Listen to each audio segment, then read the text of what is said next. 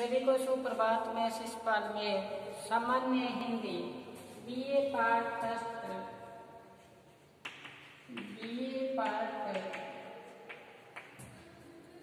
First सामान्य हिंदी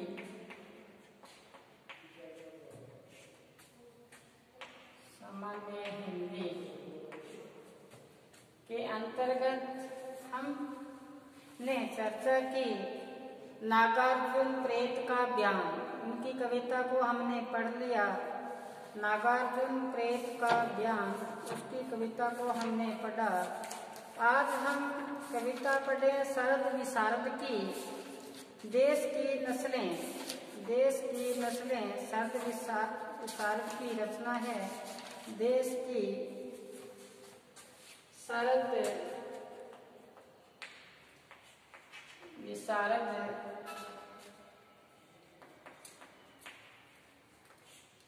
की रचना है। इनकी रचना जो है देश की नस्लें,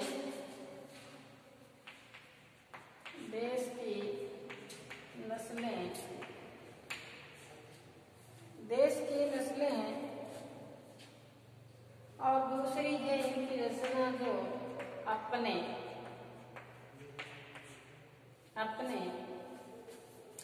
और तीसरी इनकी रचना है अपने पाठ्यक्रम में, वो है बात करो।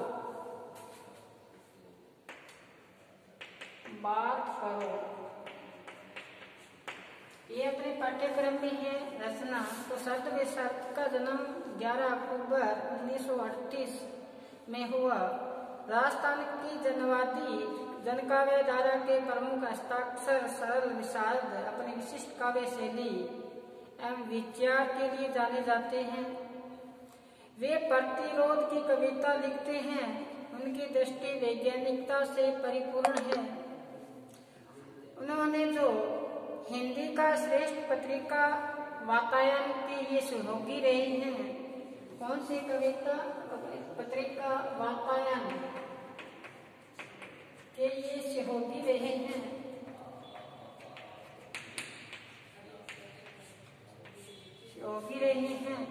अब बताया है इनके जो खामोशी के रंग, इनकी रचनाएं देखें तो खामोशी के रंग,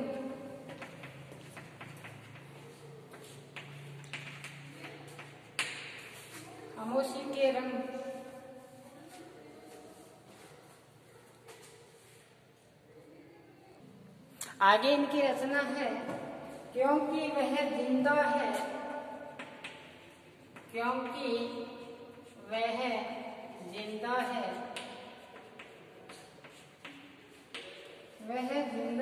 बोलो मत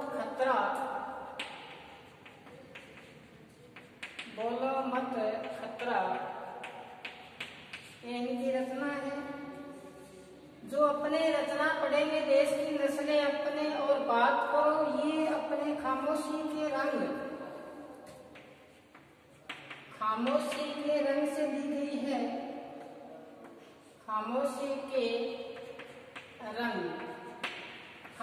के रंग से दी गई रचनाएं देश की नस्लें।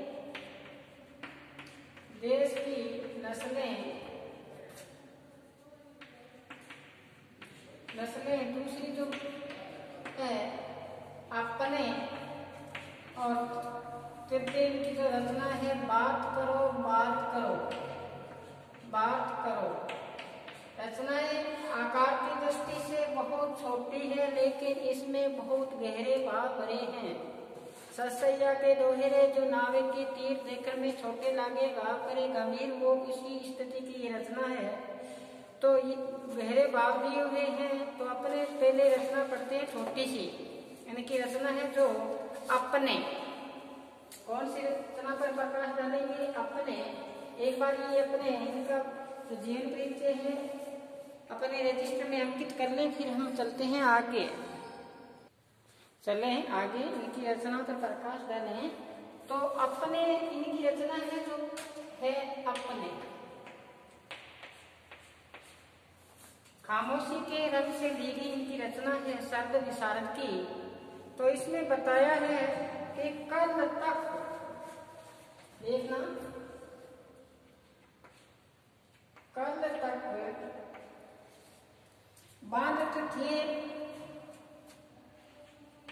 बांधते थे जिसका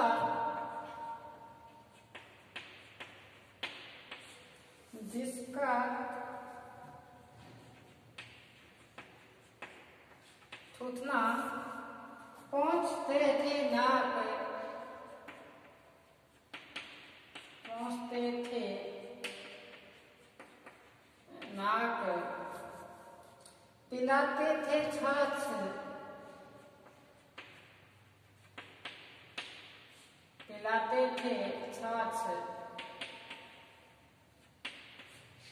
पिलाते थे छाछ खिलाते थे उबला पापड़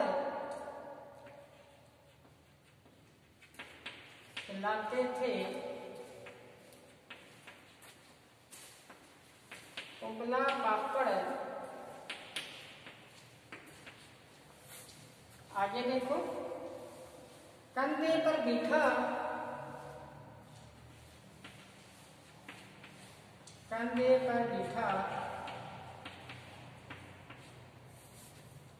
दिखाते थे मेला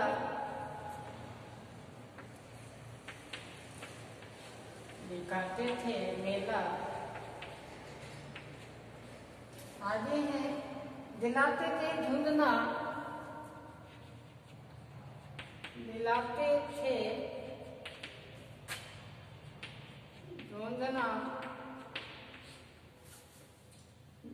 देखते थे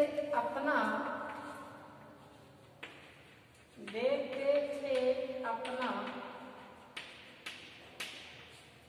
आगे है, आज और कल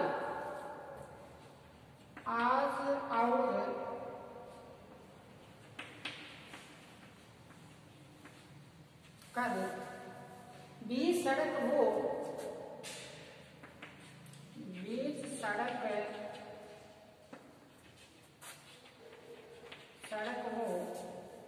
नंगा खड़ा है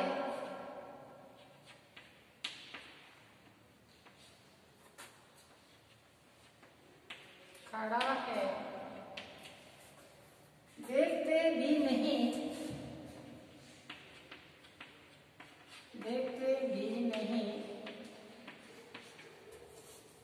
तुम कैसे अपने हो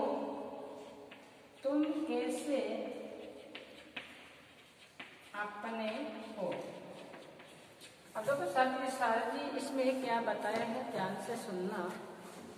क्या बताना चाहते हैं कि जो अपने, इसमें कवि ने बचपन से अपने कहलाने वाले बड़े होने पर अपना और परायापन का भाव कैसा महसूस होता है उस पर चर्चा की है यहाँ पे, कि व्यक्ति बड़ा हो जाने से उसकी मनोवृत्ति अपने से ही कैसा बदलाव आता है। कहते हैं ना, आदमी के बीच दीवार, हम अपने ही परिवार के साथ दीवारें खड़ी कर लेते हैं, अपना उनके प्रति स्नेह है, उनके प्रति लगाव नहीं रह पाता।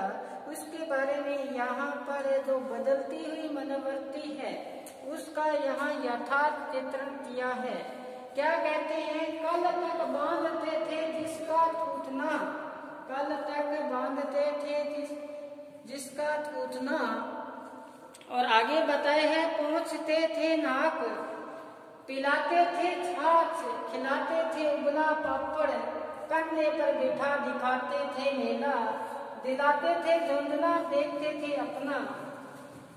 आज और कल बीच सड़क वो नंगा खड़ा है, देखते नहीं तुम कैसे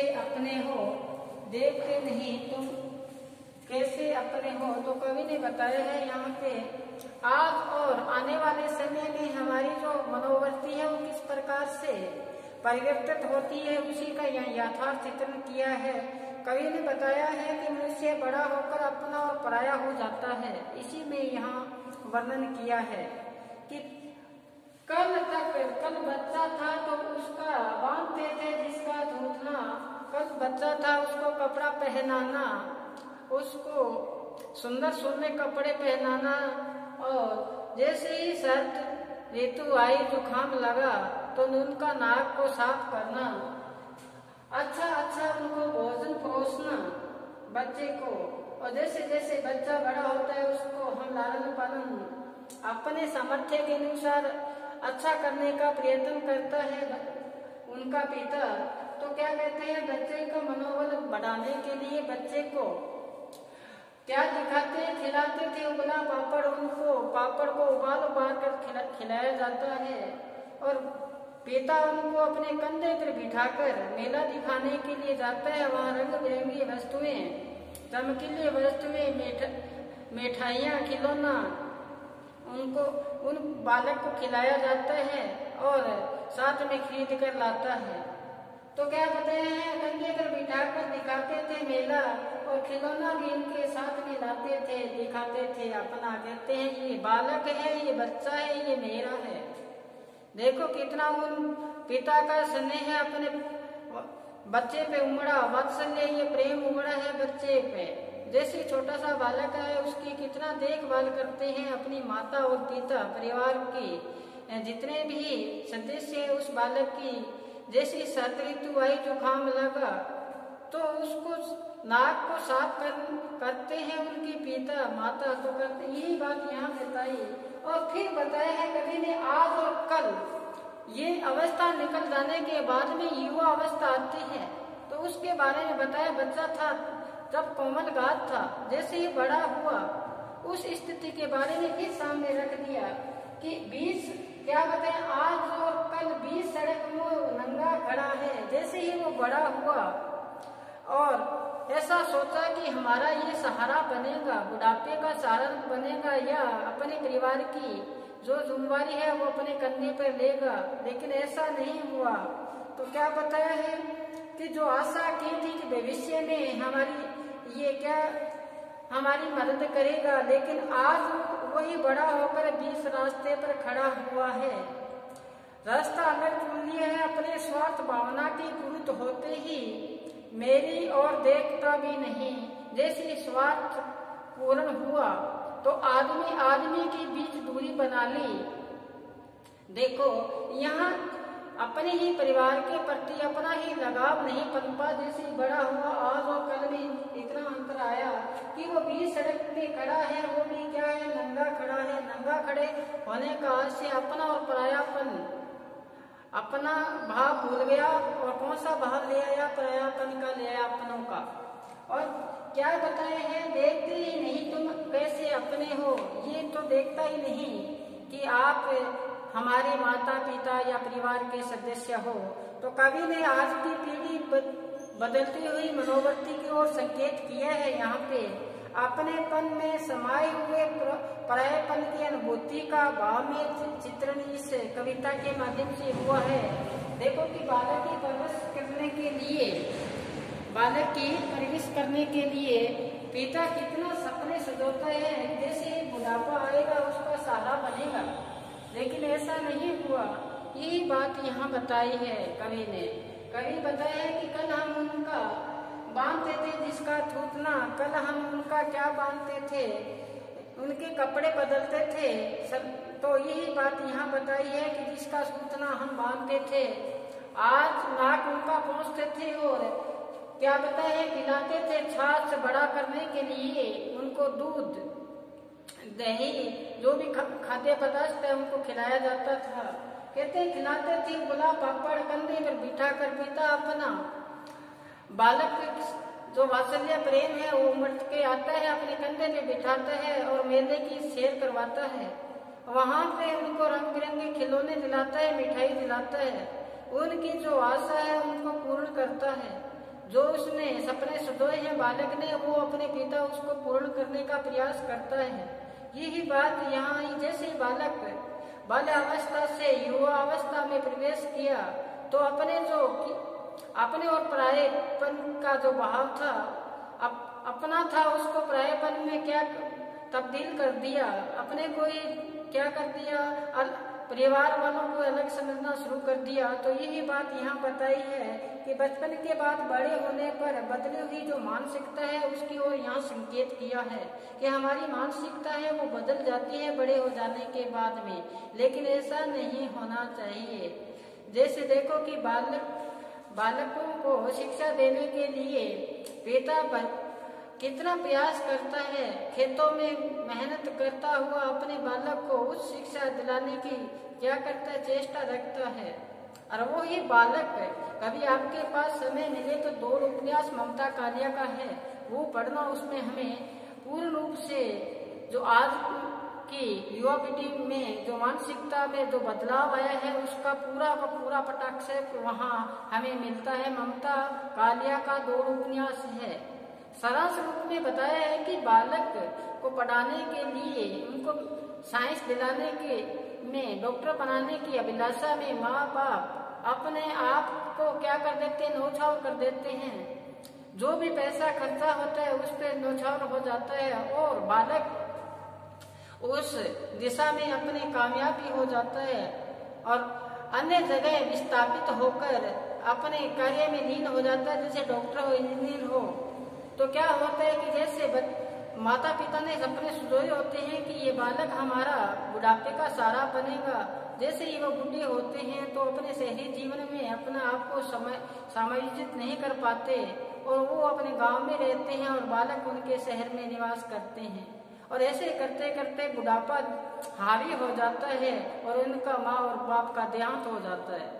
तो ऐसी स्थिति में जब उनको संदेश भेजा जाता है कि आपके माता और पिता इस दुनिया छोड़कर चले गए हैं, स्वर्गवास हो गया या उनकी मृत्यु हो गई है, तो उनके जो पाले हुए बच्चे डॉक्टर है वो क्या संदेश देते हैं, कहते हैं कि अभी हम आ नहीं पाएंगे, 2-3 दिन बाद में इनको हम इनका देह का हम संस्कार कर देंगे, तब तक आप उनकी रखवाली करना, गांव वालों को बोलते हैं। तो देखो अपने और अपने ही जो बच्चे हैं अपने पे किस प्रकार से अपने जो मनोवृत्ति है वो अपने बदलाव आया है। इसी तरह यहाँ पे शरद विशारद ने प्रकाश डाला है कि कल बालक को नाग पहुँचते थे, हम उनके शरद ऋतु और ग्रीष्म ऋतु के अनुसार उनको कपड़े के इंतजाम करते थे और उबला हुआ पापड़ खिलाते थे, उनको पौष्टिक भोजन खिलाते थे, कंधों पर बिठाकर मेला दिखलाते थे। लेकिन आज और कल के बीच में ऐसी मानसिकता में बदलाव आया है कि वो बीच सड़क के में क्या खड़ा है, नंगा, यानी कि अपने तब की भावना को भूल चुका है। वो क्या बताए हैं, देखते ही नहीं है तुम कैसे अपने हो, उसको पता ही नहीं है ये मेरा परिवार के सदस्य या मेरे माता पिता बहन भाई है। तो ये मानसिकता बदलती हुई का यहाँ शरद विशारद ने यथार्थ चित्रण किया है। तो ये छोटी सी कविता है, एग्जाम की दृष्टि से महत्वपूर्ण है, एग्जाम में ये बार बार पूछी भी जाती है, तो आप अच्छी तरह से इसको वीडियो को सुनना तो समझ में आपकी आ जाएगी। आज बस इतना ही, कल हम फिर इनकी रचना, इनकी जो रचना है बात करो और देश की नस्लें, ये कल दोनों रचनाओं का पढ़ने का हम पूर्ण करने का प्रयास करेंगे। तब तक आप घर पर रहें, सुरक्षित रहें, पढ़ते रहें। धन्यवाद।